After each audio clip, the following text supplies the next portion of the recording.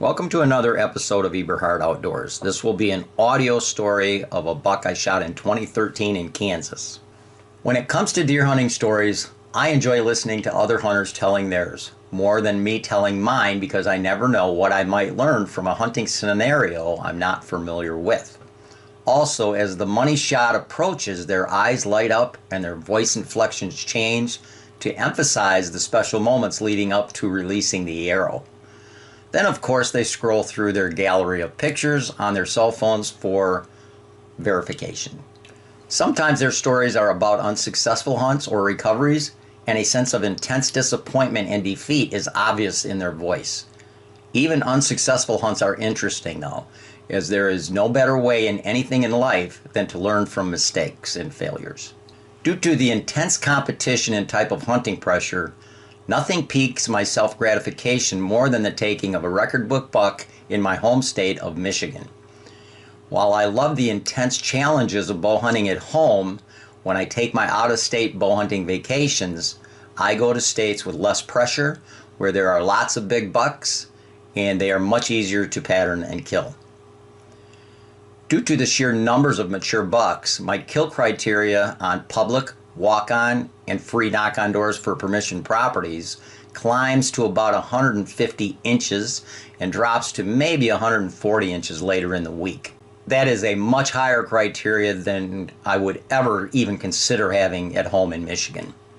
To most hunters that hunt in heavily pressured areas throughout the northeastern, eastern coastal, and southeastern states that have never hunted in states like Indiana, Illinois, Iowa, Kansas, Missouri, and Nebraska, to name just a few of the big buck states, those minimums of 140 and 150 might seem a little bit unrealistic because many of them have never seen a buck that big in all the years they've been hunting, and that's relatively common. In 2013, our out-of-state trip would be to Kansas, and after driving all night, as planned, we arrived just before daybreak so we could drop off our loaded trailer and the groceries that we had bought at the house we rent, and then spend the rest of the day scouting and preparing locations. My son John, Brian, and I had hunted this area before, and not much had changed as every primary scrape area we hunted the previous year was again active. By the end of day one, we had prepared 7 locations, and the second morning we slept in until 8 o'clock to catch up on some much needed rest. And then we hit it again and set up 4 more locations before cleaning up and hunting that evening. Of the 11 locations, 9 were at active scrape areas and the other 2 were in pinch points of transition security cover through draws. 8 of the locations were set up for our 2-panel ESS saddles, which my son John and I both hunt from, and 3 were set up with Lone Wolf hang-on stands for Brian. We set up motion cameras at every location, and what's interesting about low hunting pressure areas is that human intrusions at hunting destination locations don't affect the daytime movement habits of the mature bucks much, if at all. We had proven that in the past seasons in Iowa and Kansas because where we could, we would drive to the cameras in a 4-wheel drive truck to pull the SD cards during midday, and we did that every day. If there was a mature buck on camera from the previous evening, we would usually be back the evening we swapped the cards to hunt. That type of an intrusion is definitely not the case back home, where any pre- or in-season human intrusion at a hunting destination location could cause severe alterations in mature buck daytime activity at it. To say it's another world from just about every hunting perspective to what we are used to back home would be a gross understatement.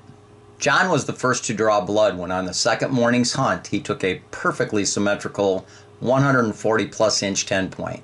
John's buck came in right at first light to one of the primary scrape areas, and he made a perfect shot and watched as the 10 point expired within sight.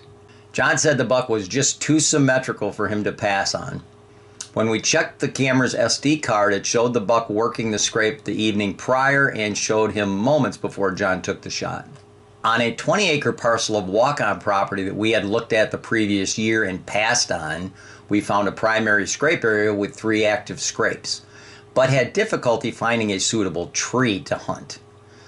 There were two huge trees along two different runways that fed into the scrape area, but the only tree within shooting distance of the destination scrape area was a short, leafless locust tree covered with clumps of those 2 to 6 inch long, very sharp thorns.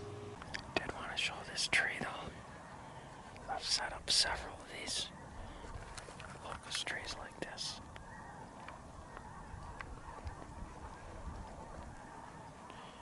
They're just covered with prickers. Those are actually not that bad, they're pretty short.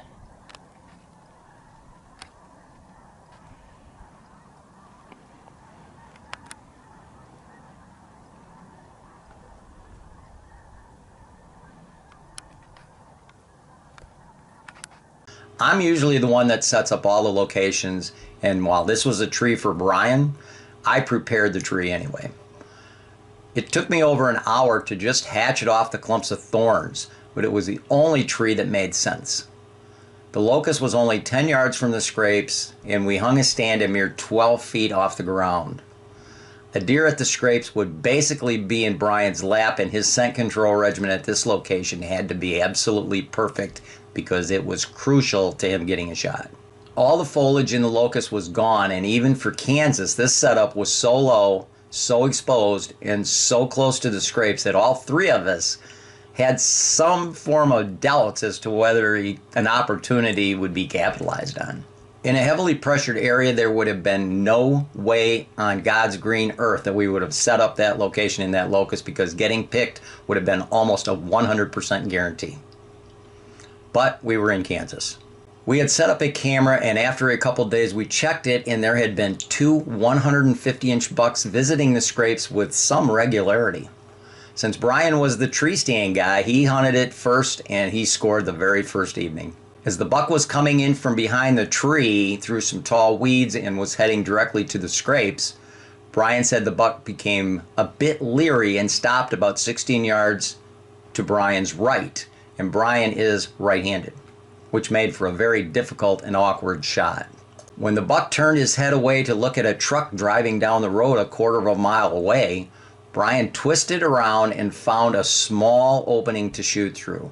We hadn't cleared out anything for a shot anywhere other than to the destination scrape area, because we wanted to leave whatever leafless branches there were as body concealment cover.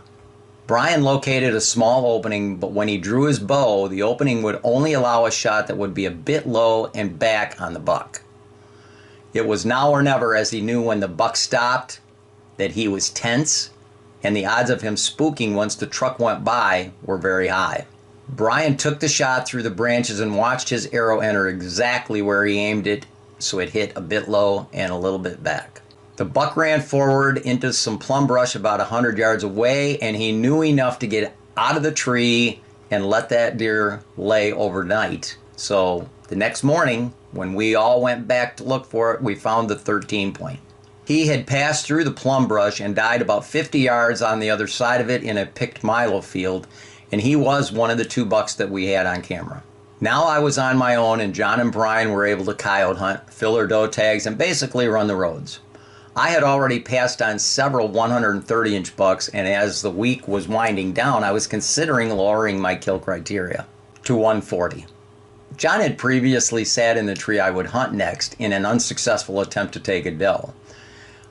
Our camera at this location showed a large, weird antlered buck that wouldn't score well, but was unique enough to consider taking, so I hunted it the next evening.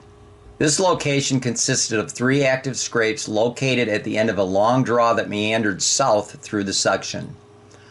Over the hill to the east of the draw was a short grain field. Over the hill to the west of the draw was a picked milo field, and to the north of the draw was a pasture with 2 large breeding bulls in it, and its makeup consisted of tall weeds, sparse conifers, and there was a small pond out in the middle. About 20 yards north of the primary scrape area and running east and west was the 4-strand barbed wire pasture fence that held the bulls in. The first deer to visit was a 4-point, and he came in and worked an overhanging linking branch and then moved towards the green field. Next was a mature doe that crossed the milo field and passed just south of me towards the green field. Then it got quiet for a while. I wasn't really paying a lot of attention to the north, as I doubted a buck would show up through the pasture where the two breeding bulls were, but I was wrong.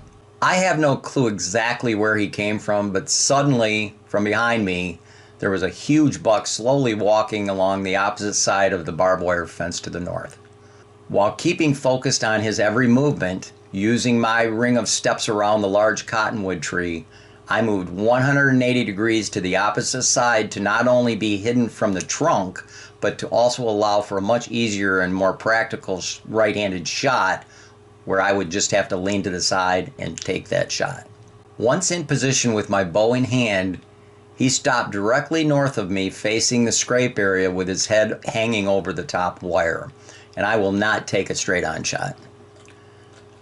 I counted 9 long points and patiently waited for him to make his next move. My initial assumption was that he would jump the fence and come in and work a scrape, but then I thought, we didn't have any night or daytime pictures of this buck. He obviously knew the scrapes were there, but he hadn't worked any of the scrapes in the 5 days the camera was on him. With his head over the top wire, he nose curled several times to scent check the scrapes that were directly upwind of him. My scent control regimen is such that I never pay attention to wind direction and had absolutely no concern of him winding me, even though he was directly downwind of me as well as the scrapes. With nothing arousing his testosterone-driven curiosity, he turned broadside and slowly continued down the opposite side of the fence, and that was his last mistake. At a distance of 22 yards and perfectly broadside, the gap between the two top wires perfectly framed his vitals. While at full draw, I made a vocal doe mat to stop him and took the shot with my 57-pound Matthews Conquest, which is a finger's bow. The arrow found its mark and I watched him run about 60 yards through the pasture before disappearing behind some brush. After mentally marking his last sighting with an easily identifiable landmark, I slowly packed up my stuff and descended the tree. While always keeping an eye on the two bulls that were bedded to the north, I took my time searching for my arrow at the shot site and then along the route that he had traveled down. I didn't find the arrow, but during the process I saw some blood. But without an exit hole, I never expected to find very much more blood. Since daylight was beginning to wane and at least half an hour had passed since taking the shot, I began a grid search beyond the last point I saw him. There was a narrow, dry creek bed in the direction he went, and it had a runway along it that was lined with active scrapes, which were likely his. I hadn't gone far before sighting the white belly of the buck about 40 yards in front of me. The beautiful 9-point had expired on the runway, and as always, when out of state, I checked to make sure there wasn't any broken tines. There are so many mature bucks, and they compete so fiercely for breeding rights that no matter how big the buck or how big the antlers, broken antlers are extremely common. Nothing was broken, and his long brow tines uniquely bent over at the top to form the shape of a heart. I called John and Brian to inform them that I had taken a buck and that all we had to do now was finish filling the doe permits, which we did. While I feel extremely fortunate to be able to afford and have the time to hunt out of state, I am very aware that my hunting credibility and skill levels should never be based on or attributed to the bucks I've taken in lightly hunted areas. Because to be perfectly honest, it's just not nearly as difficult as it is in heavily pressured areas. If interested, the links to many of the podcasts I've been on, or for information about my 2-day whitetail workshops that take place in March and April, please visit my website at deer-john.net. Thank you for watching another episode of Eberhart Outdoors, and to receive notifications for future videos, please subscribe.